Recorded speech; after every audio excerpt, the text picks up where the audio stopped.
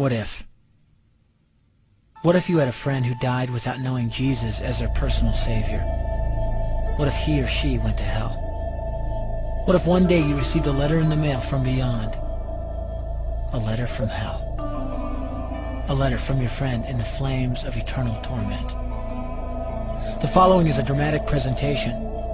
It was written by a fictitious high school student named Josh to a friend named Zach. Although Zach had every opportunity to tell Josh about Jesus, he didn't. They were best friends. They played soccer together, they went to classes together, they partied together, they shared their lives with each other. But there was one thing Zach held back from Josh: his personal relationship with Jesus Christ. The rest of the story is simple and sad. A few too many beers, a tragic drive home, a crash, a death, a funeral, a letter.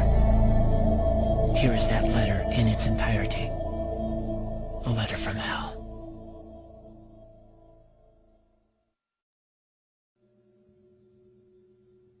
Dear Zach, I died today. It's a lot different than I expected. You see, I always thought dying would bring me into a world that's foggy and hazy. But this place is crystal clear. It's even more real than my life on Earth. I can think. I can talk. I can even feel. Right after the wreck, I could feel my spirit leaving my body. It was the weirdest thing, Zach. I thought I heard you screaming out to me, man. I must have been just imagining things. At first, I was just standing in line, getting registered, I guess. They asked me for my name and began to look in this thing they called the Book of Life. I guess they couldn't find it, though, because this huge angel standing next to me grabbed me by the arm and started dragging me away. I was terrified. I had no idea what was going on. I asked the angel where he was taking me, but he didn't answer. So I asked him again. Finally, he told me that only those whose names were written in the Book of Life could enter into heaven. And the rest would be condemned to hell forever. Man, I was scared.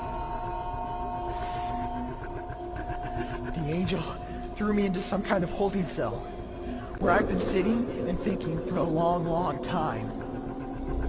Do you want to know what I've been thinking about? I've been thinking about you. Zach, you're a Christian. You told me so yourself. I mean, we talked about it 3 different times today. Kelly brought it up, and you laughed it off. Coach Adams brought it up, and you changed the subject. I mean, it came up right before the wreck. Well, the question I can't get out of my mind is this, Zach. Why haven't you ever told me about how to become a Christian? I mean, you say you're my friend, but if you really were, you would have told me about this Jesus and told me how to escape this terrible place that I'm headed for. I can feel my heart pounding in my chest. The angels who have been chosen to cast me into hell are coming down the hallway. I can hear their footsteps. I've heard of this hell, Zach. They call it the lake of fire. I can't stand it, Zach. I'm terrified. No, the angels are at the door. Oh, no. No! They're coming in, and they're pointing at me. They're grabbing me and carrying me out of the room. I can already smell the burning sulfur and brimstone. I can see the edge of the cliff where hell burns. This is it. I am without hope. We're coming closer, closer, closer. My heart is bursting with fear. They're holding me over the flames. I'm damned forever. This is it. They have thrown me in. Fire, pain, hell. Why, Zach? Why didn't you ever tell me about Jesus?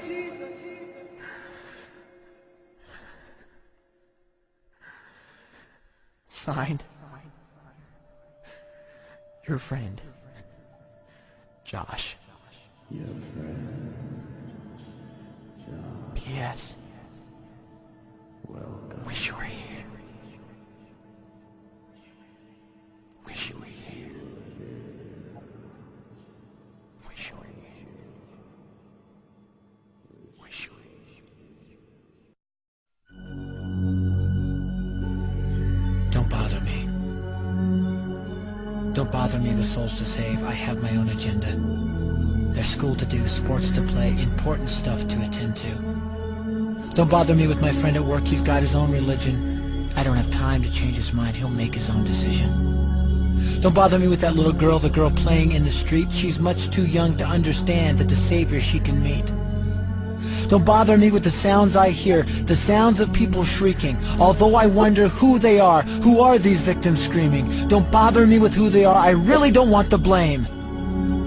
'Cause it's my friend at work and that little girl.